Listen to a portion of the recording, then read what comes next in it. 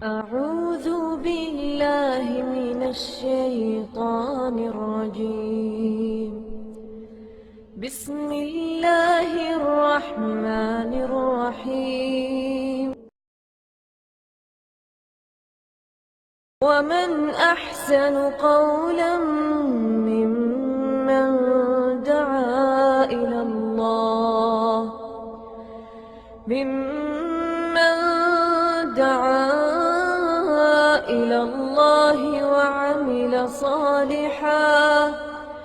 وعمل صالحا وقال إنني من المسلمين.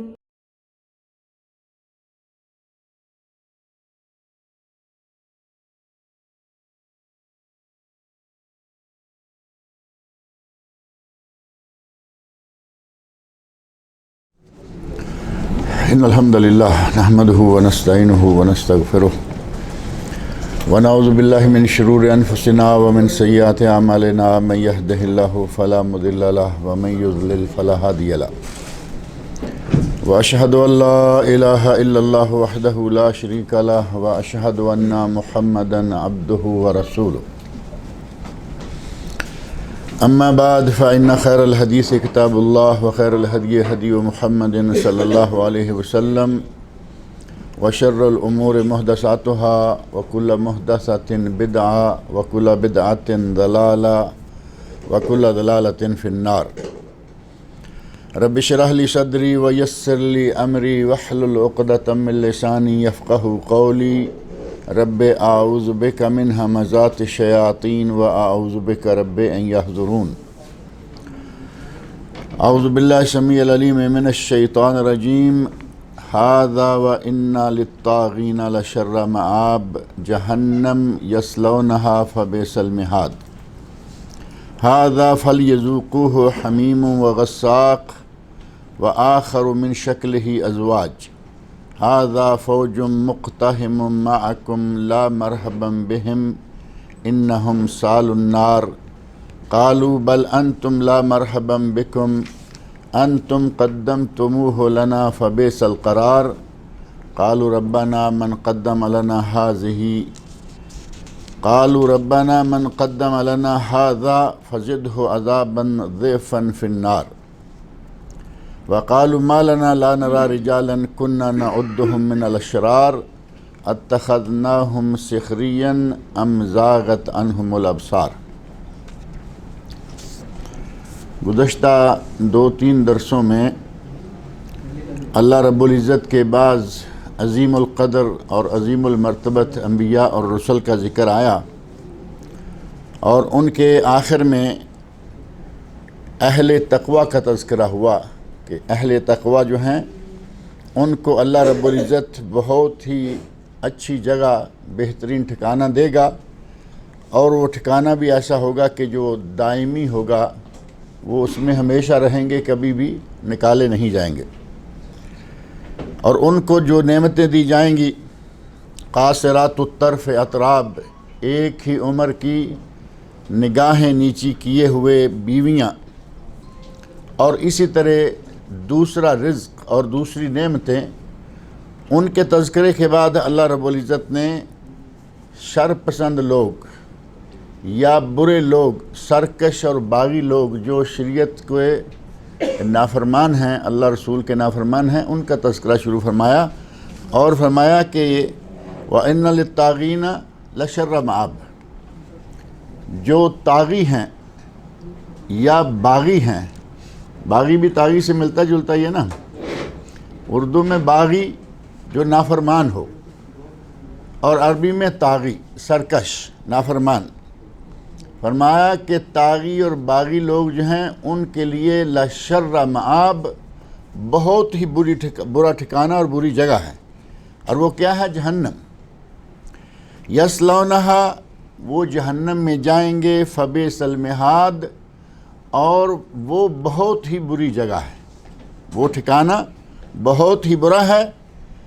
انہیں کہا جائے گا ھذا، یہ ہے تمہارا اب آخری ٹھکانہ، فَلْيَذُوقُوهُ حَمِيمٌ وَغَسَّاقٌ.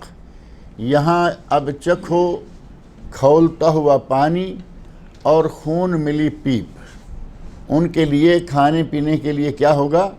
کھولتا ہوا پانی اور خون اور پیپ۔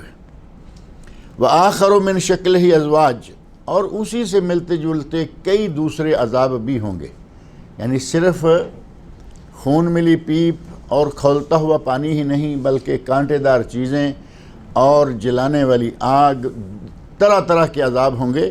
اللہ رب العزت نے فرمایا وآخر من شکلہ ازواج، ان عذابوں سے ملتے جلتے اور کئی عذاب ہوں گے جو انہیں بھگتنے پڑیں گے۔ ھذا فوج مقتحم معکم، یہ فوج ہے، یہ ایک دوسرا بہت بڑا گروہ ہے جو تمہارے ساتھ ہی جہنم میں ڈالا جا رہا ہے۔ لا مرحبا بہم، ان کے لیے کوئی مرحبا نہیں، ان کے لیے کوئی خوش آمدید نہیں، اور ان کے لیے خوشی اور کشادگی کا کوئی مقام نہیں۔ یہ کلمات یا تو وہ لیڈر کہیں گے جو پہلے اس دنیا میں اپنے مریدوں کو، اپنی عوام کو بہکاتے رہے، بھٹکاتے رہے، یا فرشتے کہیں گے کہ تمہارے لیے مرحبا والی کوئی گنجائش نہیں ہے۔ اور بعض اہل علم نے، اہل تفسیر نے کہا کہ آپس میں جہنم میں جانے والے ایک دوسرے کو، ایک جماعت دوسرے کو کہے گی کہ تمہارے لیے کوئی کشادگی نہیں، کوئی بھی کہے، انجام یہ ہے کہ ان کے لیے کوئی کشادگی اور خوشی کی جگہ نہیں ہے۔ انہم سال النار، کہ یہ جہنم میں جانے ہی والے ہیں۔ سال النار واصلین، پہنچنے والے ہیں۔ قالوا بل انتم لا مرحبا بکم، ایک جماعت نے کہا کہ تمہارے لیے کوئی کشادگی نہیں، وہ کہتے ہیں نہیں، تمہارے لیے کوئی کشادگی نہیں۔ یہ سلسلہ، یہ منظر جو ہے، یہ قیامت کے دن جہنم کے دروازے پر پیش آنے والا ہے۔ ہر جماعت دوسری جماعت کو کہہ رہی ہے کہ تمہارے لیے کچھ نہیں، دوسرے کہتے ہیں کہ تمہارے لیے کچھ نہیں، حالانکہ اللہ رب العزت نے قرآن کریم میں بعض دیگر مقامات پر فرمایا ہے کہ ان سب کے لیے کچھ نہیں، ان سب کے لیے خوشی کا کوئی ٹھکانہ نہیں ہے، بلکہ یہ سارے کے سارے جو ہیں اسی لفظ کے مستحق ہیں، لا مرحبا بکم، کہ تمہارے لیے کوئی خوشی اور کوئی کشادگی نہیں۔ انتم قدمتموہ لنا فبئس القرار، تم وہ لوگ ہو جو آپس میں کہہ رہے ہیں، اپنے غالباً یہ تو اپنے لیڈروں کو کہا جا سکتا ہے، اپنے رہنماؤں کو، اپنے پیروں کو، یا جو بھی دنیا میں کسی کو بہکاتا رہا، وہ کہتا ہے کہ تم ہی ہو تو جنہوں نے یہ جہنم ہمارے لیے پہلے سے پیش کر رکھی ہے، یعنی تم نے ہمیں ایسی راہوں پہ چلایا، تم نے ہمارے ساتھ وہ سلوک کیا، گویا کہ تمہاری غلط بیانی اور تمہاری پیروی کے نتیجہ میں جہنم ہمارے سامنے آ گئی۔ فبئس القرار، اور یہ جہنم بہت ہی بری جگہ ہے۔ قالوا ربنا من قدم لنا هذه فزده عذابا ضعفا في النار، اب ایک گروہ جو کہ ساری عمر ان کی پیروی کرتا رہا، وہ گروہ کہتا ہے کہ اے اللہ، یہ لوگ جو ہمیں بہکاتے رہے، ہمیں راہ راست سے بھٹکاتے رہے، اے اللہ ان لوگوں کو ہم سے 2 گنا عذاب دے، ان لوگوں کو ہم سے 2 گنا عذاب دے۔ جبکہ قرآن کریم کے دیگر مقامات پر یہی بات اللہ رب العزت نے ارشاد فرمائی کہ تم ان کے لیے کہہ رہے ہو کہ ان کو 2 گنا عذاب دے، تمہیں بھی اسی طرح 2 گنا عذاب دیا جائے گا۔ سب کو ایک سے بڑھ کر ایک عذاب ہو رہا ہے، لیکن تم اس بات کو سمجھ نہیں رہے ہو۔ چنانچہ یہی بات قرآن کریم کے دیگر مقامات پر اللہ رب العزت نے ارشاد فرمائی۔ قرآن کریم میں سورۃ السبا میں اللہ رب العزت نے آیت 31 اور 32، 33، 2-3 آیات میں اللہ رب العزت نے اسی بات کو یا اسی واقعہ کو تھوڑا سا دوسرے انداز سے بیان کیا اور ارشاد فرمایا، یقول الذین استضعفوا للذین استکبروا، وہ لوگ جو کمزور تھے ان لوگوں سے کہیں گے جو کہ دنیا میں متکبر بنے ہوئے تھے، اپنے آپ کو جنت جہنم کا مالک سمجھتے تھے، جس کو چاہیں وہ جنت میں لے جائیں گے، جس کو چاہیں جہنم میں داخل کر دیں گے۔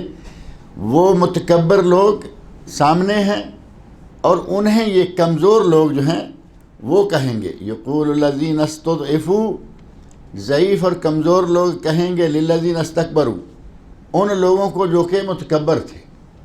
ظاہر ہے کہ وہاں تو اب تکبر نکل گئے سب کے، وہاں تو کسبل ساروں کے ایک جیسے ہو گئے، لیکن دنیا میں جو اپنے آپ کو بہت خاص چیز اور بڑی خاص شخصیات سمجھتے رہے، اپنے ہاتھ میں جنت کے ٹکٹ لیے گھومتے رہے کہ ہمارے ساتھ آ جاؤ جنت میں لے جائیں گے، ہمیں یہ دے دو جنت میں لے جائیں گے۔ پچھلے دنوں شاید میں نے یہاں ایک بات ذکر کی تھی، پاکستان کے انتخابات ہو رہے تھے، یہ الیکشن جو پچھلے دنوں ہوئے ہیں، ان الیکشن کے درمیان ایک پارٹی کے ایک لیڈر نے کہا کہ ووٹ دو جنت لو، ووٹ دو جنت لو، یہ باقاعدہ اس نے جیسے سٹیکر یا کچھ چیزیں چھپوا کے بانٹی ہیں، ووٹ دو جنت لو۔ اب ظاہر ہے کہ یہ تو اس کے باپ کی جگہ ہوگی، جیسے چاہے بانٹے، یہ متکبر ہے یا نہیں؟ یہ آدمی متکبر ہے، اور اس طرح کے متکبروں کی کوئی کمی نہیں۔ وہاں بہت سارے ایسے لوگ پھرتے ہیں جو سمجھتے ہیں کہ آپ ہمارے پاس آؤ، ہمیں ملو، ہماری باتیں مانو، ہم آپ کو جنت میں لے جائیں گے۔ اس قسم کے متکبرین کو ان کے ماننے والے اب قیامت کے دن جہنم کے دروازے پہ وہ بھی کھڑے ہیں اور یہ بھی کھڑے ہیں۔ معلوم ہے کہ یہ پارٹی لیڈر بھی اور پارٹی بھی جہنم جانے والی ہے۔ پارٹی کے کمزور لوگ کہہ رہے ہیں لولا انتم لکننا مومنین، بدبختو اگر کبھی تم نہ ہوتے تو ہم آج مومن ہوتے، تم نہ ہوتے تو ہم مومن ہوتے۔ پہلے تم اپنی راہ گم کی، گمراہ ہوئے، اور پھر تم نے ہمیں بھی گمراہ کیا۔ اگر تم نہ ہوتے تو آج ہم مومنوں میں ہوتے، اور مومنوں میں ہوتے تو ظاہر ہے کہ اس جگہ نہ کھڑے ہوتے، جہنم کے دروازے پہ نہ ہوتے، ہمیں جنت میں دروازے پہ ہوتے یا جنت میں داخل ہو چکے ہوتے۔ قال الذین استکبروا للذین استضعفوا، اب دوسرے ان کا جواب وہاں کیا ہوگا؟ پہلے تو کمزور غریب لوگوں نے یا ماننے والے پیروکاروں نے اپنے مقتداؤں، اپنے پیشواؤں، اپنے رہنماؤں کو کہا کہ اگر تم نہ ہوتے تو ہم آج مومن ہوتے۔ اب پیشوا لوگ وہاں کیا کہہ رہے ہیں؟ قال الذین استکبروا، وہ لوگ جو متکبر تھے دنیا میں، وہ کہیں گے للذین استضعفوا، ان لوگوں کو جو کہ دنیا میں ضعیف تھے، کمزور تھے، انحن صددناکم عن الہدی، کیا ہدایت سے تمہیں ہم نے روکا ہے؟ دنیا میں کیا ہم نے ہدایت سے روکا تھا؟ ہدایت تمہارے پاس آئی، اللہ نے کتاب نازل کی، تم نے بھی پڑھی، اللہ نے رسول بھیجا، اس کی تعلیمات تم تک بھی پہنچی، تو تمہیں گمراہ کرنے میں ہم نے کیا کیا؟ تم نے خود گمراہی اختیار کی۔ اب یہ لیڈروں کا قیامت کے دن جو بیان آنے والا ہے وہ آپ کے سامنے ہے۔ اللہ رب العزت کا کلام 100% برحق ہے اور سچ ہے، یقیناً یہی بیان ان کا وہاں ہوگا، لیکن اللہ رب العزت اگر کسی کو توفیق نہ دے تو مشکل یہ ہو جاتی ہے کہ جن کے بارے میں اللہ کہہ رہا ہے کہ کل یہ تمہارے ساتھ کیا کرنے والے ہیں، یہ بات سن لینے کے بعد بھی آدمی انہی کے پیچھے لگے اور انہی کے پیچھے بھاگے جو راہ ہدایت سے خود بھی بھٹکے ہوئے ہیں، دوسروں کو بھی بھٹکا رہے ہیں، تو اس کا معنی یہ ہوا کہ ہم عبرت حاصل کرنے والے نہیں۔ اللہ کہہ رہا ہے کہ یہ متکبر لوگ اس وقت جو دنیا میں غریب تھے ان لوگوں کو، یا جو ان کی ماننے والے تھے، ان کے پیروکار تھے، انہیں کہیں گے انحن صددناکم عن الہدی بعد اذ جاءکم، تمہارے پاس ہدایت آ گئی تھی، پھر اس ہدایت سے تمہیں کیا ہم نے روکا؟ معنی یہ ہے کہ ہماری پیروی آج جو ہم ان رہنماؤں کی، لیڈروں کی پیروی کر رہے ہیں، قیامت کا دن ہوگا یہ ہماری پیروی کا انکار کر دیں گے، کہیں گے کہ ہم نے تمہیں نہیں کہا تھا کہ ہمارے پیچھے آؤ۔ بل کنتم مجرمین، یہ قیامت کے دن لیڈر کہہ رہے ہیں کہ ہم نے تو تمہیں ہدایت پہ آنے سے نہیں روکا تھا، تم اپنے اندر سے خود مجرم تھے، تم مجرم تھے، تم نے راہ ہدایت کو چھوڑا اور تم اپنی مرضی سے ہمارے پیچھے لگے۔ اور یہ بات کسی حد تک صحیح بھی ہے یا نہیں؟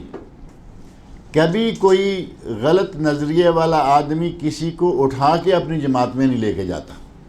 آدمی سنتا ہے باتیں، باتوں میں پھنس جاتا ہے اور وہاں چلا جاتا ہے، لیکن جبراً کبھی کسی نے کسی کو دین قبول نہیں کروایا. اور اسلام کا تو پختہ قاعدہ ہے لا اکراہ فی الدین، کہ اسلام میں، دین میں کوئی جبر نہیں. اور یہاں یہ بات بھی ذہن میں رکھیں کہ بعض لوگ مسلمان ہو جانے کے بعد غلط کام کرنے لگیں، اسے روکا جائے تو کہیں گے جی لا اکراہ فی الدین. یہ دین میں آ جانے کے بعد کی بات نہیں ہے. دین میں آنے سے پہلے کسی کو دین میں داخل کرنا، اس میں جبر جائز نہیں. اگر دین میں داخل ہو چکا ہے، نماز نہ پڑھے، روزہ نہ رکھے، زکوٰۃ نہ دے، حج نہ کرے، یا قتل و غارت اور چوری ڈاکے کی طرف چلے، تو اس کو روکنا ضروری ہے، کیونکہ وہ اب مسلمان ہو چکا اور اسے مسلمانوں کی ساری ذمہ داریاں پورا کرنا واجب ہے. لا اکراہ فی الدین کا تعلق ہے پہلے جب تک کوئی مسلمان نہیں ہوا آپ اس کو جبراً اسلام میں داخل نہیں کر سکتے. اس لا اکراہ فی الدین کو غلط جگہ پہ لگانا، جیسے تقدیر والے بھی اپنے کاموں کو جائز کرنے کے لیے کہیں گے جی لکھا ہوا تھا، ہو گیا، ہم نے اس میں کیا کیا. جرائم کا ارتکاب کر کے، گناہ کا ارتکاب کر کے کہیں گے لکھا ہوا تھا. لکھا ہوا کہ کھاتے میں ڈال دیا اور گناہ خود اپنی مرضی سے کیا. حالانکہ جس طرح یہ لکھا ہوا ہے اسی طرح اللہ رب العزت کے یہاں تو ہر چیز لکھی ہوئی ہے، لیکن کیا مجھے معلوم ہے کہ میں تھوڑی دیر کے بعد چوری کروں گا؟ میں خود اپنے ارادے سے، اپنے قصد سے نیت کر کے ایک غلط کام کے لیے جاتا ہوں، اس میں میرا کوئی عمل دخل ہے یا نہیں؟ میرا مکمل عمل دخل ہے. اللہ رب العزت نے اپنے علم میں جو رکھا ہوا ہے ہمیں اس کا پتہ نہیں. جس طرح روزی کا معاملہ ہے، روزی بھی تو اللہ نے لکھ رکھی ہے یا نہیں؟ کبھی کسی نے یہ نہیں کہا کہ جو تقدیر میں لکھا ہوا ہے مل جائے گا. گھروں سے نکلتے ہیں، شہروں سے نکلتے ہیں، ملکوں سے نکلتے ہیں. اب دیکھیں ہم کہاں کہاں سے اٹھ کے یہاں جمع ہیں. روزی کے لیے جمع ہے نا، سیر کرنے کوئی نہیں آیا ہوا. کوئی نہ کوئی کسی نہ کسی وجہ سے آ کے آخر معاملہ روزی پہ ہی آ کے اٹکتا ہے. کوئی ویزا لیتا ہے سعودی عرب کا، کہتے ہیں چلے اور کچھ ہوگا یا نہیں ہوگا، حج ہو جائے گا. بہت اچھی بات ہے، لیکن صرف حج کے لیے جو آتے ہیں وہ بھی معلوم ہے. ویزا لے کے آنے والے حج کریں گے، عمرہ کریں گے، زیارتیں کریں گے. ایک درمیان میں چیز ہوتی ہے جس کا نام لیں یا نہ لیں وہ ضرور ہوتی ہے کہ روزی کمائیں گے. روزی روٹی کا دھندا جو ہے وہ بھی ساتھ میں چلنا. اب یہ تو ہر حال میں ہمارے سامنے آیا ہی ہے. بہرحال اللہ رب العزت نے یہ سلسلے جو رکھے ہوئے ہیں، ہم نے ان کو صرف اپنے گناہ کے جائز کرنے کے لیے کہا کہ اللہ نے لکھا ہوا تھا ہو گیا ہے، ایسا نہیں. اللہ نے اختیار دیا، شر کرو خیر کرو، دونوں راستے بتائے. خیر کا راستہ بتا دیا، شر کا راستہ بتا دیا. انا ہدیناہ السبیل اما شاکرا و اما کفورا. اچھا راستہ اختیار کر لو، برا کر لو، ہم نے دونوں بتا دی. اب برے راستوں کے اختیار کر کے الزام تقدیر پہ دے تو یہ بالکل اسی طرح ہے کہ ایک آدمی اپنے گھر میں بیٹھ جائے اور بتائے کہ اس کے لیے جتنی روزی لکھی ہوئی تھی اس کو پہنچ جائے گی. کبھی کوئی نہیں بیٹھے گا. بھاگیں گے دنیا بھر میں، جہاں جہاں پہنچ سکتے پہنچیں گے. اور نیت یہی ہے کہ ہم نے اپنے بال بچے کا پیٹ پالنا ہے. بال بچے کے لیے بھی اور اس باپ کے لیے بھی اللہ نے لکھ رکھا ہے یا نہیں؟ لیکن کماتے ہیں، بھاگتے ہیں، گھر سے نکلتے ہیں. اس کے لیے تو ہمیں بڑی مثالیں بھی یاد کر رکھی ہیں. کہیں گے جی نہیں، حرکت میں برکت ہے. حرکت میں برکت کی باری آئی، جب روٹی کی پیٹ کی باری آئی تو حرکت میں برکت آ گئی، اور گناہ کی باری آئی تو کہا تقدیر میں لکھا ہوا تھا. ہر معاملے کو اسی انداز سے لینا ضروری ہے کہ حرکت میں جب برکت ہے تو گناہوں سے رکنے میں اس سے بھی زیادہ برکت ہے. غلط کاموں کو تقدیر کے کھاتے میں نہ ڈالا جائے. یہاں مجرمین کہہ رہے ہیں کہ پیر کہہ رہا ہے یا مقتدا کہہ رہا ہے، رہنما کہہ رہا ہے کہ تمہیں ہم نے کہاں کہا تھا کہ تم ہمارے پیچھے لگو، اور ہدایت تمہارے پاس بھی آئی، ہمارے پاس بھی آئی، تم نے قبول نہیں کی، ہم نے قبول نہیں. بل کنتم مجرمین، تم مجرم تھے، یعنی تمہاری ذمہ داری تھی، ہم وہاں سے تمہیں جبرن لے کے نہیں آئے. گویا کہ قیامت کے دن ہمارے یہ رہنما انکار کر دیں گے کہ انہوں نے ہمیں بہکایا یا گمراہ کیا۔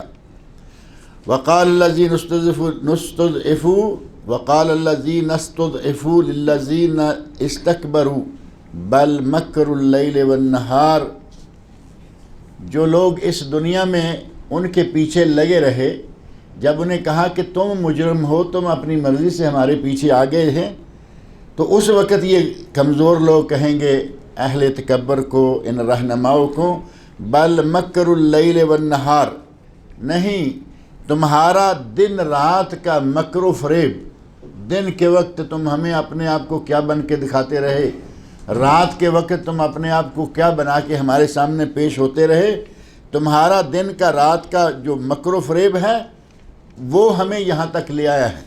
اذ تأمروننا ان نکفر باللہ، تم ہمیں اپنے اس مکر و فریب کے ذریعے یہ حکم دیا کرتے تھے کہ ہم اللہ کے ساتھ کفر کریں، اللہ کے ساتھ شرک کریں۔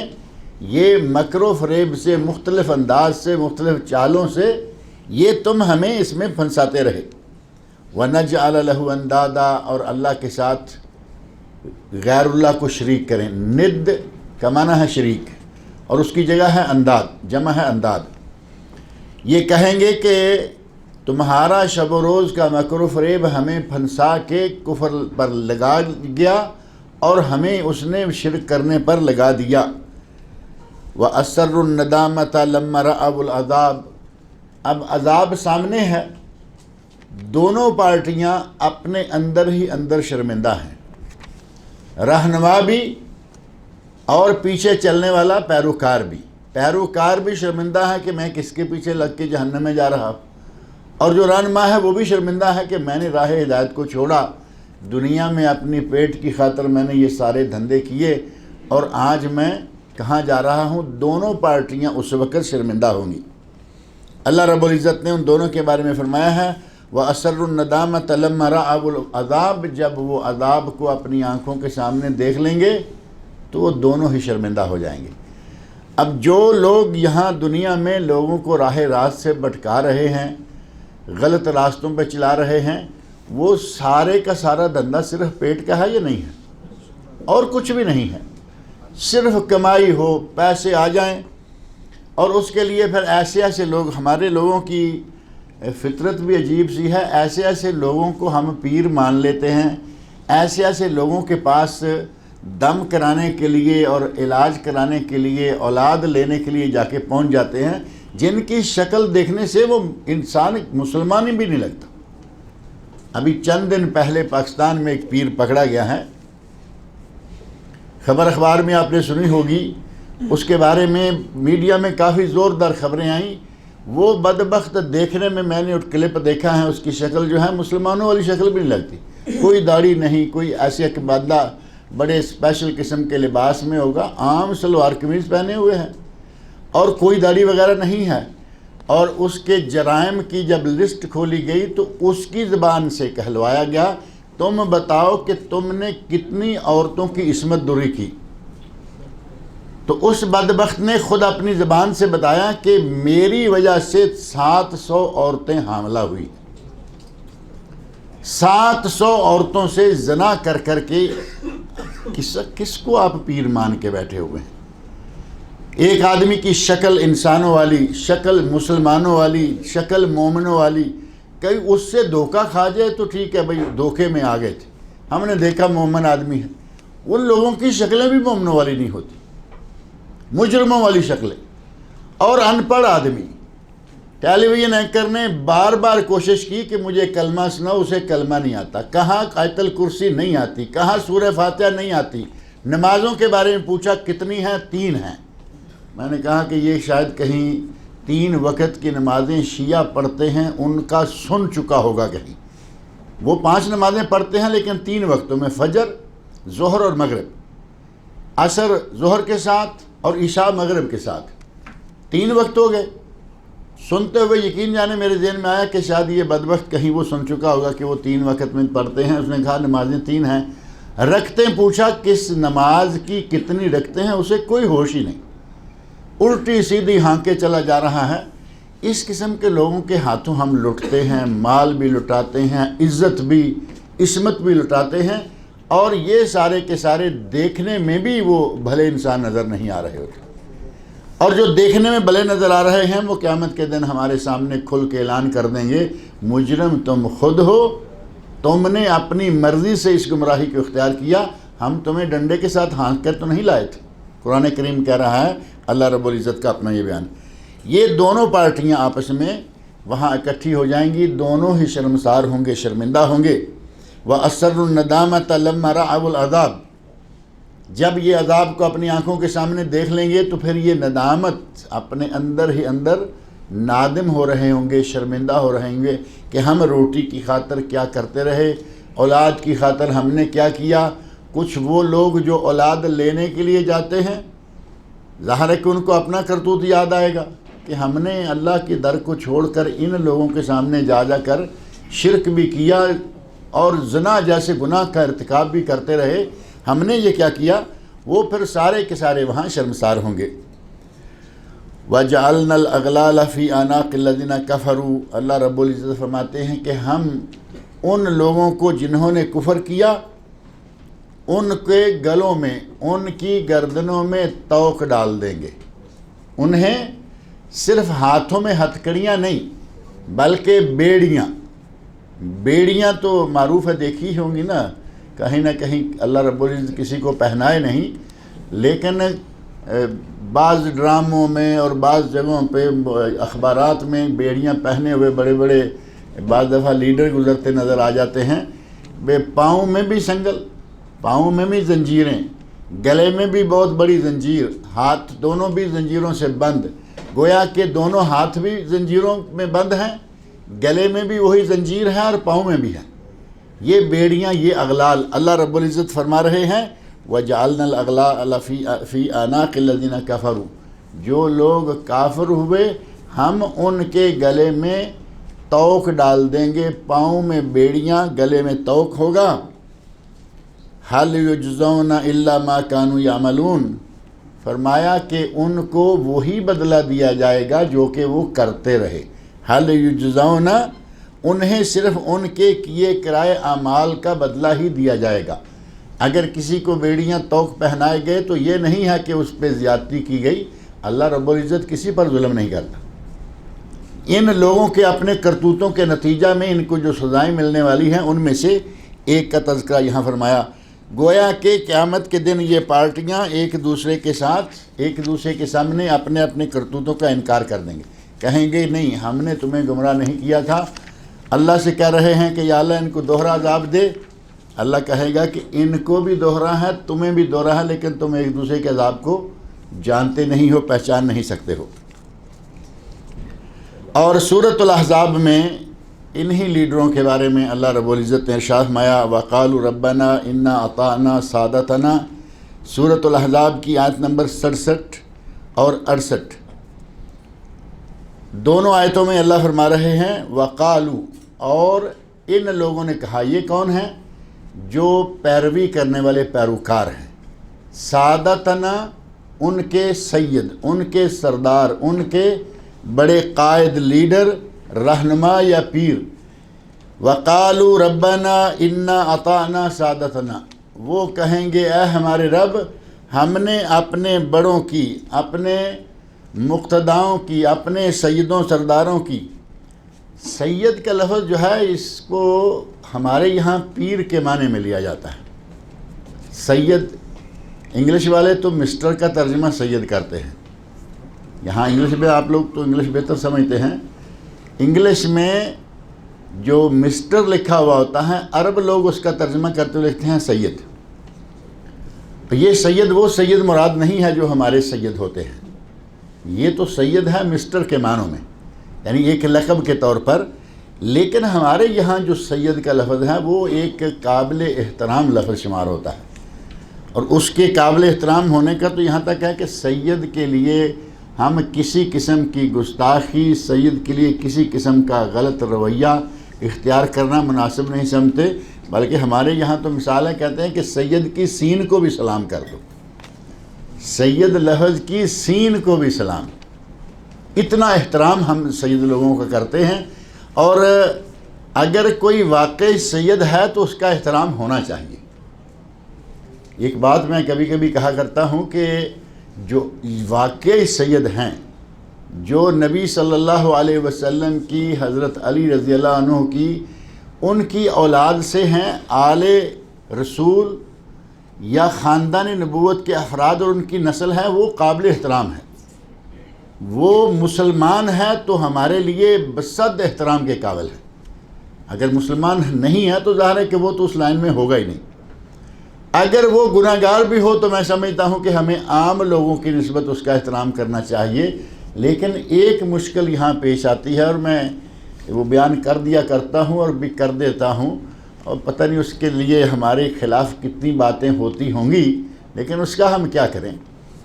سید قابل احترام خاندان نبوت کا فرد ہے، لیکن ہمارے پاک و ہند میں گلی گلی میں سید، شہر شہر میں سید، محلے محلے میں سید، جس کو دیکھو سید، اور سید جہاں ہونے چاہیے تھے وہ تو اربلا کا ہے نا۔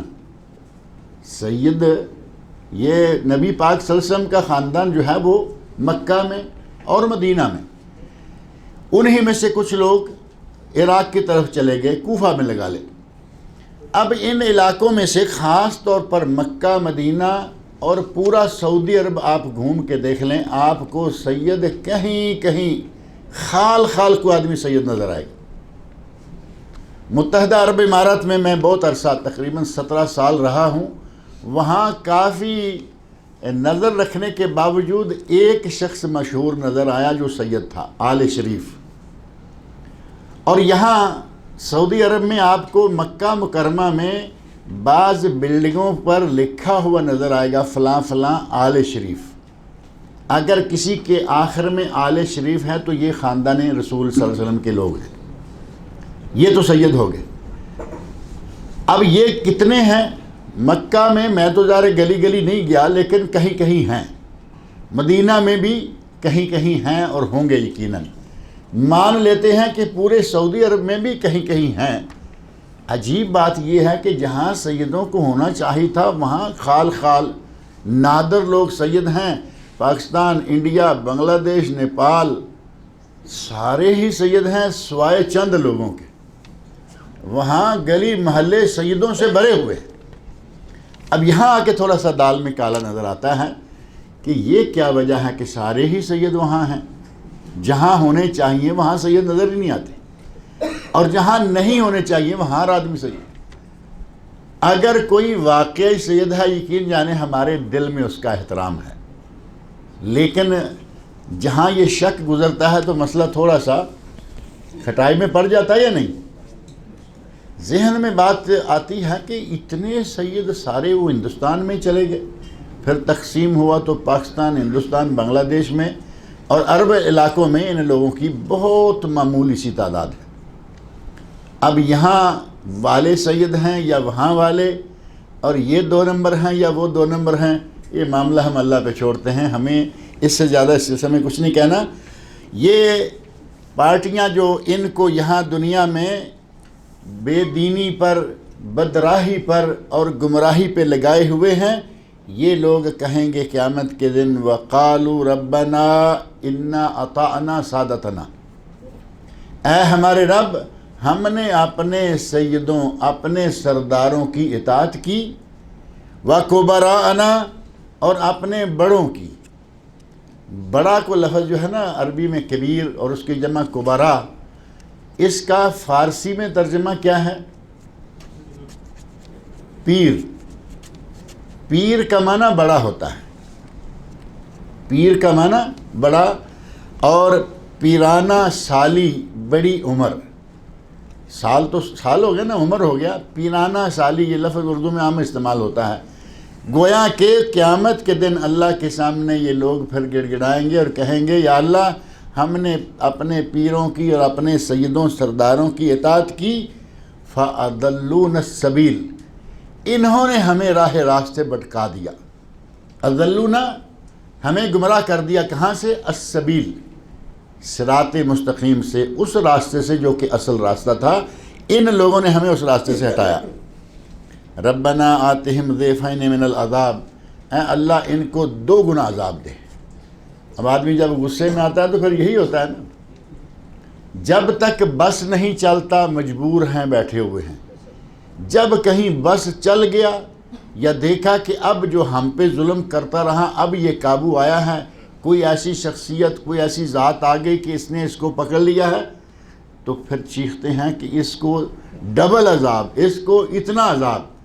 قیامت کے دن یہ مرید پارٹی اپنے پیروں کے لیے کہے گی کہ یا اللہ ان کو 2 گنا عذاب دے، ربنا آتہم ضعفین من العذاب، ان کو 2 گنا عذاب دے، وَلْعَنْهُمْ لَعْنًا كَبِيرًا، اور ان پر بہت ہی زیادہ لعنت کر۔ کل جب آپ جا کے کہیں گے تو آج ہی آپ کیوں نہیں رک جاتے؟ کل کیا اللہ نے قرآن کریم میں بتا رکھا کہ یہ کہا جائے گا، اب کل کو یہ کہا جائے گا، قرآن آپ کے سامنے ہے، ترجمہ تفسیر آپ پڑھ سکتے ہیں، کوئی ایسا مسئلہ نہیں رہا، ہر زبان میں ترجمہ تفسیر موجود ہے۔ کل جا کے جو شرمسار ہوں گے، کل جا کے ان سے برات کا اظہار کریں گے، آج ہی کیوں نہیں سنبھل جاتے؟ آج ہی ہر اس آدمی کے پیچھے چلنے سے رک جاؤ جو کتاب اللہ اور سنت رسول کی دعوت کے علاوہ کوئی بھی اور دعوت دیتا ہے، اس کو چھوڑ دو۔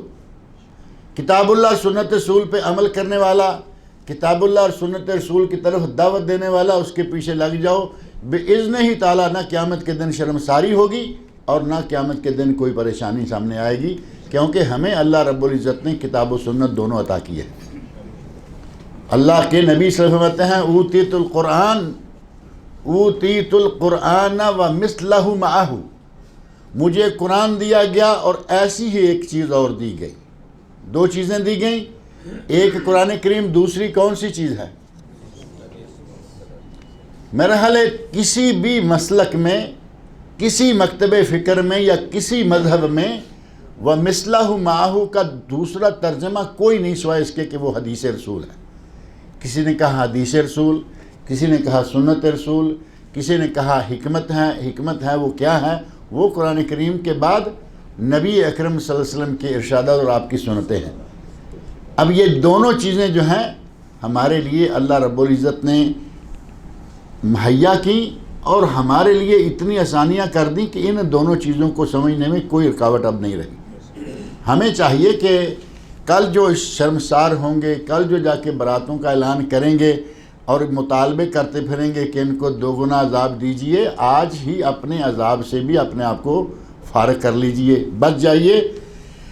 ربنا آتہم ضعفین من العذاب، اے اللہ ان کو 2 گنا عذاب دے، وَلْعَنْهُمْ لَعْنًا كَبِيرًا، اور ان پر بہت ہی لعنت ہے، لعنن کبیرہ، بہت بڑی لعنت ان پر نازل کر۔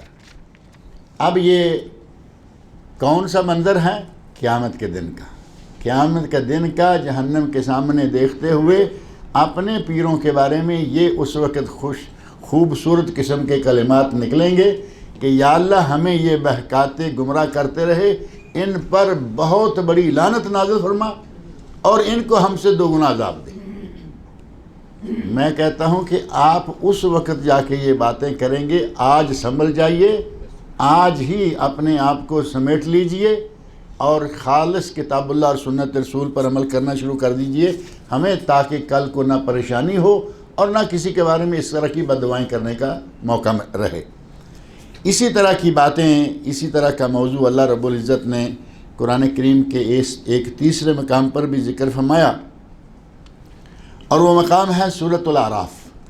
یعنی آج اتفاق سے پیروں مریدوں کا سلسلہ جو ہے وہ تھوڑا تفصیل سے آ گیا ہے، پیر کیا کرتے رہتے ہیں، مرید کیا کرتے ہیں، اور پھر یہ پارٹیاں آگے جا کے کیا کریں گی، وہ معاملہ کھل کے آ گیا نا۔ قیامت کے دن کیا منظر، سیناریو اس وقت کیا ہوگا، اس وقت کون کیا کہے گا اور کس کو الزام دے گا، دونوں پارٹیاں ایک دوسرے پر۔ وہ کہتے ہیں کہ یہ بدبخت اگر نہ ہوتے تو ہم مومن ہوتے، وہ کہتے ہیں کہ ہمارے پاس ہدایت آئی، تمہارے پاس ہدایت آئی، ہم نے کون سا جبر کیا کہ تمہیں اٹھا کے ہم اپنے پاس لے آئے تھے، تم نے اپنی مرضی کی تھی، آج جو کچھ ہوگا۔ وہ کہتے ہیں کہ ان کو ڈبل عذاب دے، اللہ کہتا ہے دونوں کو عذاب اتنا ہے کہ دونوں ایک دوسرے کو سمجھ نہیں رہے۔ اس منظر کو اللہ رب العزت نے تیسرے مقام پر کچھ اس طرح بیان فرمایا،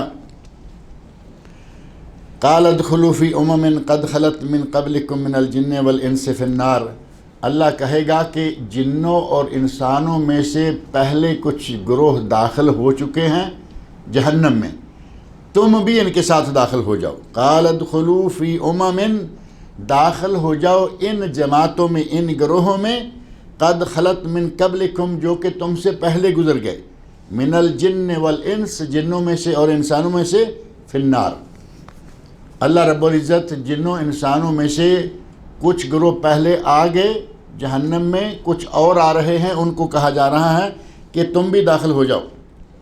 کلما دخلت امت لعنت اختہا، جب ایک قوم، ایک گروہ جہنم میں داخل ہوتا تو دوسروں کو وہ لعنت کرتا۔ انہیں معلوم ہے کہ ہمارے جیسے ہی کچھ اور بھی آ رہے ہیں، ہمارے جیسے ہی کچھ پہلے جا چکے ہیں جہنم میں۔ ایک قوم دوسری قوم کو، ایک جماعت دوسری جماعت کو، ایک گروہ دوسرے گروہ کو لعنت کر رہا ہے۔ یہ بھی اسی وقت کا منظر ہے کہ یہ اپنے سامنے جہنم کو دیکھ کر جہنم کے دروازے پہ جہنم میں داخل ہوتے ہوئے ایک دوسرے پر لعنت ملامت کر رہے ہیں۔ قالت کلما دخلت امت لعنت اختہا، جب بھی ایک گروہ، ایک جماعت، ایک امت جہنم میں داخل ہوتی ہے وہ اپنے جیسے دوسروں کو لعنت کرتی ہے۔ حتی اذا ادارکوا فیہا جمیعا، جب سارے کے سارے جہنم میں جمع ہو جائیں گے، اکٹھے ہو جائیں گے، قالت اخراہم لاولاہم، اس وقت پہلے جانے والے بعد میں آنے والوں کو، یا بعد میں آنے والے پہلے والے لوگوں کو کیا کہیں گے؟ ربنا ہؤلاء اضلونا، اے اللہ یہ لوگ ہیں جنہوں نے ہمیں گمراہ کیا تھا۔ اب یہ مرید تو مرید کو نہیں کہہ سکتا نا، مرید کو کیسے کہے گا، وہ تو سارے ایک پارٹی میں شمار ہیں۔ یہ مرید صرف پیر کے بارے میں کہے گا، جو گمراہ پیر ہیں، جو کتاب و سنت سے ہٹے ہوئے پیر ہیں، جو اس طرح کے پیر ہیں جن میں سے ایک کی مثال میں نے ابھی آپ کو دی کہ زانی اور بدکار قسم کے لوگ، یا وہ پیر جو کہ قرآن و سنت سے اپنے مریدوں کو دور کر دیتے ہیں۔ ایسے پیروں کے بارے میں سنا گیا ہے کہ وہ نماز نہیں پڑھتے۔ اب پیر کہلوانے کے لائق ہے یہ؟ نماز نہیں پڑھتے، داڑھی نہیں رکھی ہوئی، مونچھیں بھی نہیں ہیں، سر کے بال بھی نہیں ہیں۔ اب پیر کا نقشہ ذہن میں لائیے، یہ کیا بن رہا ہے لٹو سا، نہ سر کے بال ہیں، نہ مونچھوں کے بال ہیں، نہ داڑھی کے بال ہیں، اور نماز بھی نہیں پڑھتا، نہ خود پڑھتا ہے، نہ اپنے مریدوں کو پڑھنے دیتا ہے، مریدوں کو بھی نہیں پڑھنے دیتا۔ کہتا ہے ہم تمہیں وہ ذکر سکھائیں گے، وہ طریقہ بتائیں گے، مرتے وقت کلمہ زبان پہ آ جائے گا، اور اللہ کے نبی کی حدیث کو غلط جگہ پہ استعمال کر لیا، کہا کہ جس کی زبان سے آخری کلمہ لا الہ الا اللہ نکل گیا وہ جنت میں۔ حدیث صحیح ہے، لیکن اس کا استعمال دیکھیں کیا کر رہا ہے۔ کہتا ہے کہ نماز کی کوئی ضرورت نہیں ہے۔ ایک پارٹی یہ ہے، یہ ہمارے علاقہ سیالکوٹ میں گزر گیا الحمدللہ، خس کم جہاں پاک، لیکن اس کے چیلے چانٹے کہیں کہیں نظر آتے ہیں۔ ایک یہ ہے جو نماز پڑھتا نہیں، نماز پڑھنے نہیں دیتا۔ طریقہ یہ بتایا ہے کہ ہم تمہیں لا الہ الا اللہ، پھر وہ باقاعدہ ایک سسٹم بتاتا ہے کہ سانس اندر جا رہی ہے اس وقت لا الہ، باہر گئی الا اللہ، ایک ٹریننگ دیتا ہے، جیسے کہ کوئی ورزش کرنے والے نہیں ہیں وہ ٹریننگیں دیتے ہیں یوگا ٹائپ کی۔ اس نے کلمے کے اس حصے کو یوگا ٹائپ کی تربیت بنا رکھا تھا، ختم ہو گیا سلسلہ۔ تو وہ کہا کرتا تھا کہ آپ بغیر ارادہ کیے، بغیر نیت کیے، آپ آٹومیٹک کلمہ یہ پڑھتے رہیں گے، آپ کی ہر سانس کے ساتھ کلمہ چلے گا۔ پہلی بات یہ ہے کہ دین میں اگر یہی کافی ہوتا تو ہمارے نبی صلی اللہ علیہ وسلم کو راتوں کھڑے ہو کے اتنا لمبا کہ آپ کے پاؤں مبارک سوج جاتے، خون کے ریشے پھوٹ آتے۔ حضرت عائشہ رضی اللہ عنہا کو ترس آنے لگتا، یا رسول اللہ آپ کو تو اللہ نے سارے پہلے پچھلے گناہ معاف کر رکھے ہیں، آپ اتنی مشقت کیوں اٹھاتے ہیں؟ مشہور حدیث ہے نا۔ حضرت عائشہ فرماتی ہیں، یا رسول اللہ سورہ فتح کے شروع میں لیغفر لک اللہ ما تقدم من ذنبک وما تاخر، اللہ نے فرمایا ہم نے تیرے پہلے پچھلے تمام گناہ معاف کر دیے۔ جب آپ کے پہلے پچھلے سارے گناہ معاف ہو چکے پھر آپ اتنی مشقت کیوں اٹھاتے ہیں؟ تو نبی اکرم صلی اللہ علیہ وسلم نے فرمایا عائشہ افلا اکون عبدا شکورا، اللہ نے مجھے اتنی بڑی نعمت اتنی بڑی بشارت دنیا میں دی، میں شکر گزار نہ بنوں؟ اگر یہی کام کرنا ہوتا کہ کلمہ اندر جاتے ہوئے اتنا اور باہر آتے ہوئے آٹومیٹک نکلے گا، تو آٹومیٹک سسٹم ہمیں نبی صلی اللہ علیہ وسلم نے بتایا ہوتا۔ وہ باتیں جہاں آج تک بھی سائنسدان نہیں پہنچے وہ نبی صلی اللہ علیہ وسلم بتا کے گئے ہیں۔ کچھ باتیں ایسی کہ جہاں آج سائنسدان پہنچے ہیں نبی اکرم صلی اللہ علیہ وسلم بتا کے گئے، اور جب سائنسدان وہاں تک پہنچے تو اسلام قبول کر لیا۔ کہاں کہ ہم آج پہنچے ہیں اور مسلمانوں کا نبی 1500 سال پہلے وہاں پہنچا ہوا تھا۔ اس کا مطلب یہ ہے کہ وہ یقیناً سچا انسان تھا۔ ایسے لوگوں نے کلمہ قبول کیا، کلمہ پڑھ لیا، مسلمان ہو گئے، اسلام قبول کر لیا۔ آج جو ماں کے پیٹ میں بچے کی حالتیں ہیں، پہلے نطفہ، پھر مضغہ، پھر علقہ، اور اس کے بعد انسان کا جسم 120 اور یہ 4 مہینے کے بعد جب اس میں روح پھونکی جاتی ہیں، ان ساری چاروں منزلوں کو سائنسدان ابھی تھوڑا عرصہ پہلے پہنچے ہیں، اور قرآن میں اللہ رب العزت نے اس وقت بتا دیا۔ نبی اکرم صلی اللہ علیہ وسلم یہ ساری چیزیں ہمارے سامنے رکھ کے گئے ہیں، اور یہاں جو سلسلہ ذکر کیا گیا ہے قال ادخلوا فی امم قد خلت من قبلکم من الجن والانس فی النار، جہنم میں داخل ہو جاؤ سارے، ایک دوسرے کو یہ سارے کہہ رہے ہیں کہ اے اللہ ان پر لعنت فرما، حتی اذا ادارکوا فیہا جمیعا، جب سارے اس میں اکٹھے ہو جائیں گے، قالت اخراہم لاولاہم، پہلے والے بعد والوں کو کہیں گے ربنا ہؤلاء اضلونا، اے اللہ ان لوگوں نے ہمیں گمراہ کیا ہے۔ اب یہ جس آدمی کا میں نے ذکر کیا ہے جو پیر ہے بغیر داڑھی کے، جو پیر ہے بغیر نماز کے، اب جو نماز نہیں پڑھتا وہ باقی کیا کام کرتا ہوگا؟ اب اس کے ماننے والے جو اس کے پیچھے لگے ہیں، کیا اس نے ڈنڈے کے زور سے پیچھے لگائے تھے؟ نہیں، کوئی بھی آدمی کسی کو ڈنڈے کے زور سے اپنے ساتھ نہیں لگا سکتا، یہ خود لگتے ہیں۔ اسی لیے یہ پیر وہاں قیامت کے دن یا اس قسم کے مجرم قیامت کے دن کہیں گے اپنے مجرم ساتھیوں کے کہ یا اللہ یہ خود مجرم ہیں، ہم نے ان کو نہیں بہکایا، لیکن وہاں یہ کہیں گے ربنا ہؤلاء اضلونا، اے اللہ ان لوگوں نے ہمیں گمراہ کیا، فآتہم عذابا ضعفا من النار، انہیں جہنم کا آگ کا 2 گنا عذاب دے۔ اب اللہ رب العزت ان کے بارے میں کیا فرما رہے ہیں؟ قال لکل ضعف، تم میں سے ہر کسی کو 2 گنا عذاب دیا جائے گا، دیا جا رہا ہے، تم میں سے ہر کسی کے لیے 2 گنا عذاب ہے، ولیکن لا تعلمون، لیکن تم جانتے نہیں۔ اب ایک آدمی عذاب بھگت رہا ہے، ساتھ میں دوسرا بھگت رہا ہے، کسے معلوم ہے کسے کیا تکلیف ہو رہی ہے؟ فرمایا کہ تم کہہ رہے ہو کہ اے اللہ ان ہمارے لیڈروں کو، ہمارے ان پیشوا و رہنماؤں کو جنہوں نے ہمیں صراط مستقیم سے بھٹکا کر غلط راستوں پہ چلا رکھا تھا، ان کو 2 گنا عذاب دے۔ اللہ کہتا ہے تم دونوں کو 2 گنا عذاب ہے، لیکن تم ایک دوسرے کے عذاب کو جانتے نہیں کہ کس کو کتنی تکلیف اور کتنی سختی کے ساتھ عذاب دیا جا رہا ہے۔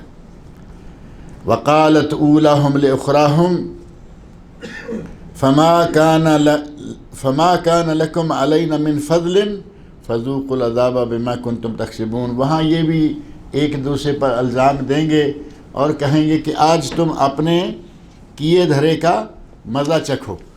غرض یہ کہ قیامت کے دن ہمارے یہ جو پیر ہیں، قیامت کے دن ہمارے یہ رہنما ہیں، لیڈر ہیں، آپ سیاسی لیڈر بھی کہہ لیں، دوسرے بھی کہہ لیں، اگر کوئی سیاسی لیڈر اسلام کی بجائے کوئی اور ازم جاری کرتا ہے اور لوگ اس کے پیچھے لگے ہوئے ہیں، قیامت کے دن پکڑ ہوگی یا نہیں ہوگی؟ اللہ نے کسی کو لیڈری دی، اسے چاہیے کہ وہ اسلام کو نافذ کرے۔ لیڈری ملی، اسلام کو نافذ نہیں کر رہا، اگر یہ اور اس کے ساتھ پھر اس کے ماننے والے جائیں گے تو وہاں لیڈر اسی طرح جیسے مذہبی رہنما قابو آ جائیں گے، اسی طرح یہ سیاسی رہنما بھی قابو آ جائیں گے کہ تم نے غلط راستہ اختیار کیا، ان لوگوں کو صحیح راستہ پہ کیوں نہ لگایا۔ قالوا ربنا، یہاں سورہ صاد میں جہاں سے ہم نے بات شروع کی تھی، یہاں قالوا کہتے ہیں ربنا من قدم لنا هذه، اے اللہ جن لوگوں نے ہمارے لیے یہ عذاب ہمارے سامنے رکھ دیا، ہمیں ایسے اعمال سر انجام دینے پر مجبور کیا جو یہاں پر ہمیں اس عذاب میں لے آئے۔ کفر کی رسم ان لوگوں نے ہمارے لیے پہلے نکالی اور ہم اس رسم میں چل نکلے، گویا کہ ہمیں کافر بنانے میں، ہمیں مشرک بنانے میں ان لوگوں نے اپنا کردار ادا کیا۔ ان کے بارے میں کہتے ہیں فَزِدْهُمْ عَذَابًا ضِعْفًا فِي النَّارِ، اے اللہ ان کو جہنم میں دوگنا عذاب دے۔ وہی بات یہاں بھی کی گئی جو پہلے سورہ اعراف میں اور دیگر مقامات سے آپ نے ابھی سنا۔ وَقَالُوا مَا لَنَا لَا نَرَىٰ رِجَالًا كُنَّا نَعُدُّهُمْ مِنَ الْأَشْرَارِ، جہنم میں یہ داخل ہو گئے ایک دوسرے پہ لعنت ملامت کرتے ہوئے، ایک دوسرے کو برا بھلا کہتے ہوئے، ایک دوسرے کے لیے بد دعائیں کرتے ہوئے کہ یا اللہ ان کو دوگنا عذاب دے۔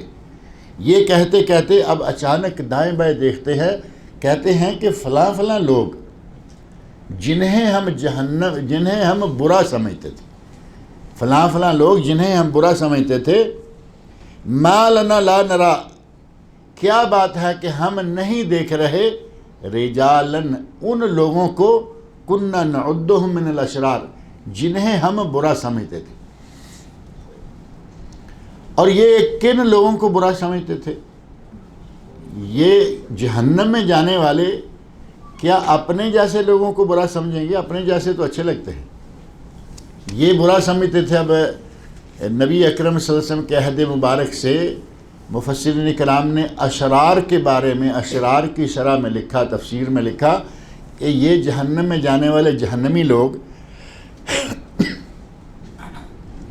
قیامت کے دن جہنم میں جا کر جب یہ کہیں گے کہ اشرار کو کیا بات ہے کہ ہم اشرار کو دیکھ نہیں رہے، وہاں ان کی مراد حضرت بلال بن رباح، حضرت بلال جیسے لوگ، حضرت صہیب بن سنان رومی جیسے لوگ، حضرت سلمان فارسی جیسے لوگ، حضرت خباب بن ارت رضی اللہ عنہم اجمعین، اس قسم کے لوگوں کے بارے میں وہ کہیں گے، کیونکہ وہ جب مکہ کے ماحول میں بڑے بھی تھے، مالدار بھی تھے اور دین کے باغی بھی تھے، یہ کہا کرتے تھے کہ یہ برے لوگ ہیں، ان کو دیکھتے تو ان کو برا آدمی سمجھتے تھے۔ اب یہ جہنم میں ڈھونڈ رہے ہیں کہ وہ جن کو ہم بڑا برا سمجھتے تھے وہ کہاں ہیں۔ کہتے ہیں کہ کیا بات ہے کہ ہم ان لوگوں کو نہیں دیکھتے جنہیں ہم بہت برا سمجھتے تھے۔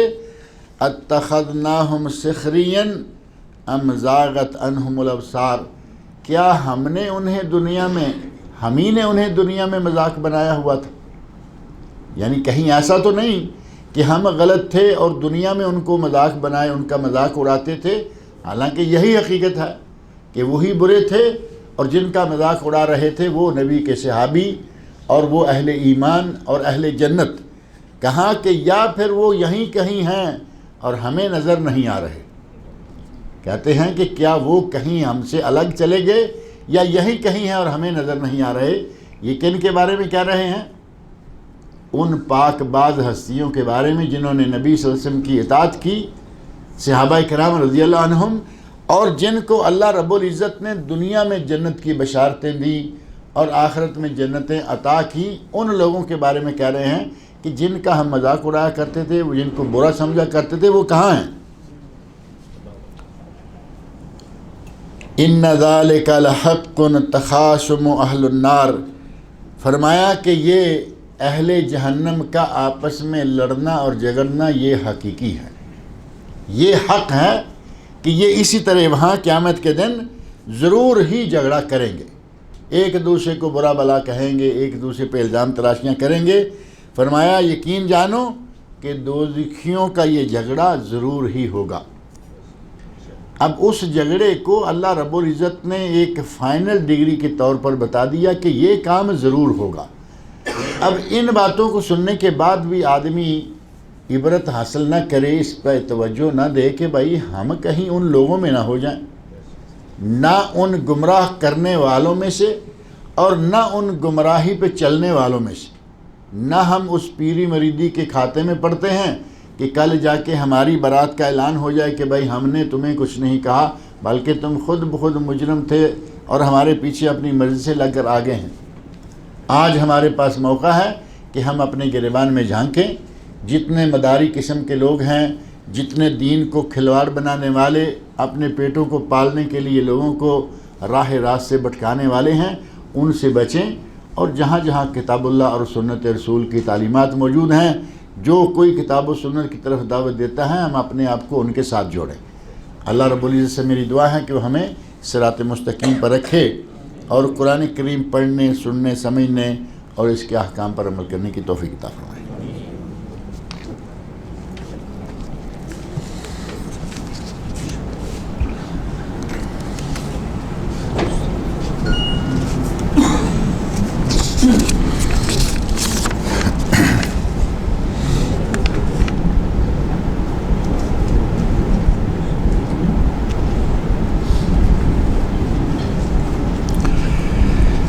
ایک سوال لکھا ہے کہ جب نبی صلی اللہ علیہ وسلم کا دوسرا نکاح ہوا اس وقت کیا آپ کی عمر 55 سال تھی؟ کیا یہ بات صحیح ہے؟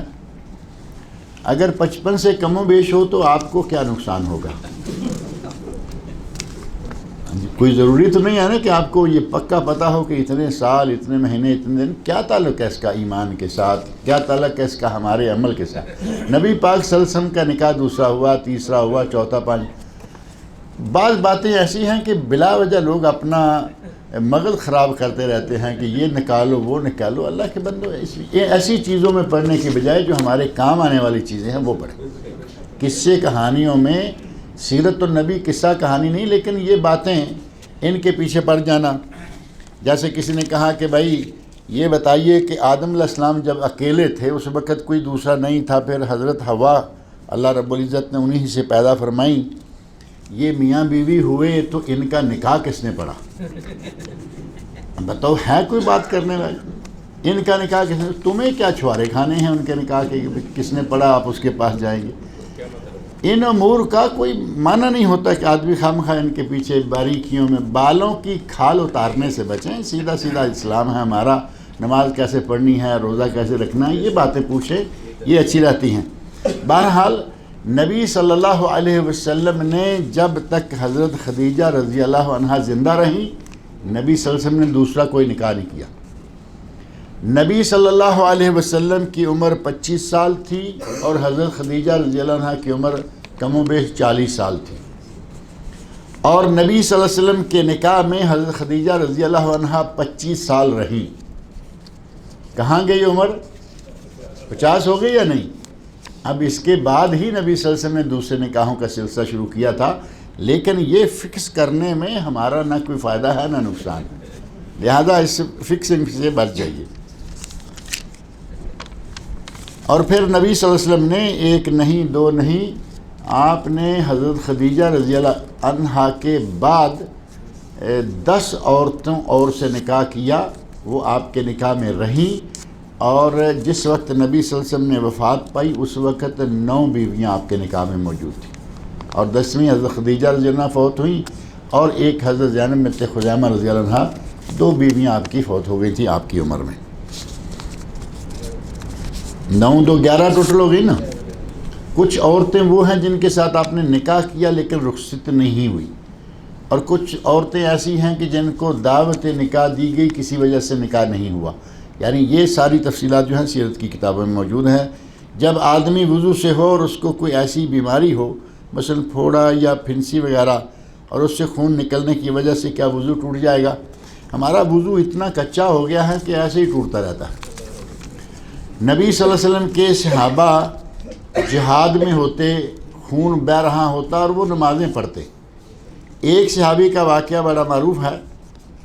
نبی اکرم صلی اللہ علیہ وسلم کو دھمکی دی گئی، کہا کہ ہم مار دیں گے، یہ کر دیں گے، وہ کر، جیسا کہ مشرکین کرتے رہے۔ تو نبی صلی اللہ علیہ وسلم کو کسی رات کچھ اسپیشل خطرہ محسوس ہوا۔ آپ نے کہا کہ کون ہے جو پہرے داری کا کام کرے؟ 2 صحابہ نے کہا کہ یا رسول اللہ یہ کام ہم کرتے ہیں۔ دونوں اپنی ذمہ داری لے کر کہتے ہیں کہ بھائی ہم دونوں باری باری پہرہ داری کریں گے، کچھ وقت تم سو لو اور کچھ وقت پھر بعد میں سو لوں گا۔ ایک آدمی سو گیا، دوسرا جو آدمی پہرہ داری کر رہا ہے وہ کھڑا ہے۔ دشمن کی طرف سے آدمی آیا اور اسے اندھیرا ہے، اسے محسوس ہوا کہ یہاں کوئی آدمی ہے۔ اندھیرے میں بھی ظاہر جو لوگ باہر سفر میں رہتے ہیں کچھ چیزیں محسوس ہو جاتی ہیں، اسے لگا کہ کوئی آدمی ہے، اور چونکہ وہ نماز پڑھ رہے تھے، کہا کہ ہم نے اور کیا کرنا ہے، ہم نماز پڑھتے ہیں، اللہ تعالیٰ کے حضور میں قیام کرتے ہیں، وہ صحابی نماز پڑھ رہے ہیں۔ اب ان کا اٹھنا بیٹھنا وہ اندھیرے میں بھی واضح طور پہ نظر آ گیا کہ کوئی آدمی ہے، اور وہ مشرکین کا آدمی تھا بدبخت، اس نے تیر مارا، صحابی کو آ کے تیر لگا اور وہ نماز پڑھتے رہے۔ اب تیر لگنے سے وہ ظاہر ہے کہ کوئی پلاسٹک کا تیر تو تھا نہیں کہ آ کے دیوار کے ساتھ جم گیا اور اس سے خون نہیں نکلا۔ نماز پڑھتے رہے، دوسرا تیر لگا، نماز پڑھتے رہے، تیسرا تیر لگنے کے بعد جو سویا ہوا ہے اس کو پتہ چلا کہ میرا ساتھی تو خون و خون ہو چکا ہے اور یہ نماز پڑھ رہا ہے۔ نماز پڑھ کے سلام پھیرا اور کہا کہ یہ تم نے کیا کیا، جیسے ہی تمہیں ایک تیر لگا تھا مجھے اٹھا دیتے۔ تو وہ کہتے ہیں کہ میں ایک ایسی صورت پڑھ رہا تھا کہ مجھے اچھا نہیں لگا کہ میں اب اس کو چھوڑ کر اپنے تیر کے اور لہو کے اور تمہارے اٹھانے کے پیچھے لگ جاؤں۔ صحابہ اکرام رضی اللہ عنہم کا قرآن سے پیار، قرآن سے جو لذت حاصل ہوتی تھی، اس کا اندازہ اب اس سے کریں کہ تیر لگا ہے، ساتھ والے کو نہیں اٹھایا کہ دیکھو یہ کون ہے۔ اب اس کو 3 تیر لگے، یہ نماز پڑھتے رہے۔ نبی صلی اللہ علیہ وسلم کی پیرہ داری کرنے والے دونوں ہیں، کیا نبی صلی اللہ علیہ وسلم کو یہ پتہ نہیں لگا ہوگا کہ نماز پڑھ رہے تھے اور تیر لگے؟ ظاہر ہے کہ یہ بات ساری انہیں کو نبی صلی اللہ علیہ وسلم کو بتائی گئی۔ آپ نے نہیں کہا کہ ایک تیر لگا تھا، خون نکل آیا، تمہارا وضو ٹوٹ گیا، نماز کیا پڑھتے رہے تھے۔ ہمارے یہاں پھوڑا پھنسی کچھ بھی ہو گیا، بعض لوگ مسواک نہیں کرتے ڈرتے ہوئے، کہیں ایسا نہ ہو کہ کوئی تھوڑا بہت، تیر لگنے سے جتنا خون نکلتا ہے، کہاں مسواک اور کہاں تیر۔ اگر خون چھوٹا موٹا نکلتا ہے، محسوس ہوتا ہے، تھوک دیجئے۔ آج کل ٹیشو ہے، جیب میں سے ٹیشو نکالیے، دانت صاف کر لیجئے، بات ختم ہو گئی۔ لیکن کچھ لوگوں نے ہمیں اتنا اس سلسلہ میں پریشان کر رکھا ہے کہ وہ قدم قدم پہ کوئی نہ کوئی ایسی پابندی لگائے رکھیں گے کہ آدمی پورا کام چھوڑ دے گا، لیکن اس پابندی کو برداشت کرنا اس کے بس سے باہر ہو جائے گا۔ ابھی کچھ لوگوں نے نماز کے دوران آپ دیکھیں، اگر کسی کو ضرورت پڑ جائے، 2 آدمی نماز کے لیے کھڑے ہوئے ہیں، تیسرا آدمی آ گیا، دونوں نے اقامت کر کے جماعت کی نیت سے دائیں بائیں کھڑے ہو گئے، تیسرا آدمی آیا تو کیا کرے گا وہ؟ اس نے یا امام کو آگے کرنا ہے یا مقتدی کو پیچھے، جہاں گنجائش جیسی بھی ہے، دونوں جائز ہیں۔ اب امام مثال کے طور پر سعودی ہے اور مقتدی اس کا پاکستانی ہے، انڈین ہے، ہمارے بھائیوں میں سے ہے۔ اب تیسرا آدمی آیا، کبھی کبھی ایسا منظر دیکھنے میں ملتا ہے، تیسرا آدمی آیا، وہ چاہتا ہے کہ میں ہاتھ باندھنے سے پہلے اس کو پیچھے لے لوں، مقتدی کو، امام کو نہیں ہلاتا، مقتدی وہ پیچھے کھینچتا ہے، وہ آگے کو کھینچتا ہے۔ وہ چونکہ مولوی کا پکایا ہوا ہے کہ جب نماز شروع کر دی تو پھر یہ انگوٹھا جو دائیں پاؤں کا ہے یہ نہیں ہلنا چاہیے، اب وہ پیچھے سے پیچھے کھینچ رہا ہے، یہ آگے کو کھینچ رہا ہے، اور وہ بالآخر یہ کیا کرے گا، سعودی کو ہاتھ لگایا، وہ آگے چلا گیا، اب اس کے ساتھ کھڑا۔ اس طرح اتنا پکا کر رکھا ہے ہمیں، حالانکہ نماز میں اتنا آدمی کوئی قید و بند میں مبتلا نہیں ہوتا، ٹھیک ہے رکے رہیں۔ نبی اکرم صلی اللہ علیہ وسلم تھوڑا سا آگے بڑھ کے دروازہ بھی کھول دیا کرتے تھے،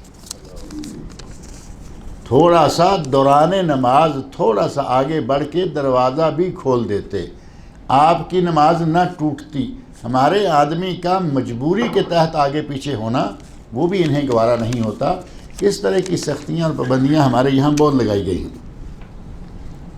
حج کے دوران بڑی سختیاں، قدم قدم پر دم، جگہ جگہ دم، لمحہ بلمحہ دم، جبکہ بہت ساری ان دم والی ان کی چیزوں میں سے بہت ساری چیزیں شرعاً جائز ہیں، یہ کہیں گے جی اس پہ بھی دم ہے، اس پہ بھی دم ہے۔ سفر کی نیت کی مگر ابھی اپنے شہر میں ہی ہیں تو کیا قصر پڑیں گے؟ نہیں پڑیں گے۔ سفر کی نیت آپ نے کر لی لیکن ابھی سفر شروع نہیں کیا، اپنے گھر میں ہی قصر شروع کر دیں گے۔ آپ نے اپنے گھر کو بھی مسافر خانہ بنا لیا، آپ کا اپنا گھر ہے، جب تک اپنے گھر سے، اپنے شہر کی حدود، جو میونسپلٹی کی حدود ہوتی ہیں، جب تک شہر گاؤں کی حدود سے نہ نکل جائیں گے قصر نہیں پڑھ سکتے۔ حدود سے نکل جائے، چاہے 1 کلومیٹر پہ جا کے رک جائیں اور وہاں آپ قصر پڑھ سکتے ہیں، کیونکہ آپ کا آگے سفر لمبا ہے۔ مثلا مکہ جا رہے ہیں عمرہ کے لیے، تو ہم یہاں سے نکلتے ہیں تو خبر کی حدود جہاں ختم ہوگی، یا دمام خبر اب تو ایک ہی شہر ہو گیا نا، جیسے ہی حدود ختم ہوتی ہیں، یہاں باہر جا کے ایک پیٹرول پمپ آتا ہے ریاض روڈ پر، وہاں جائیے، مسجد میں جا کے نماز پڑھیے، وہاں قصر کر لیجئے، کوئی حرج نہیں ہے۔ لیکن یہ کہ اب آپ یہاں سے نکلیں اور کہیں کہ دہران والے پیٹرول پمپ پہ پڑھ لیتے، تو پھر آپ اپنے گھر میں سے ہی قصر شروع کر چکے ہیں۔ قصر ہے سفر میں، اور سفر تب شمار ہوتا ہے جب کوئی اپنے گاؤں سے نکل جائے، اپنے گاؤں گھر میں سفر شمار نہیں ہوتا۔ اللہ رب العزت مجھے اور آپ سب لوگ کو نیک عمل کی توفیق عطا فرمائے۔